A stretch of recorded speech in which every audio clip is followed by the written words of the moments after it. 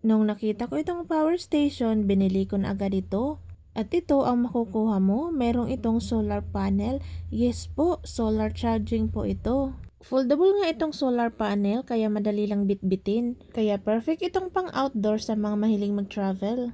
At i-on lang natin ito at ganito ang makikita mo. At merong itong LED light na perfect kung wala tayong kuryente. Pindutin lang itong LED button, pwedeng steady or pa-blink-blink yung atake niya. Swak na swak to sa mga nagkakamping. Try naman natin itong USB.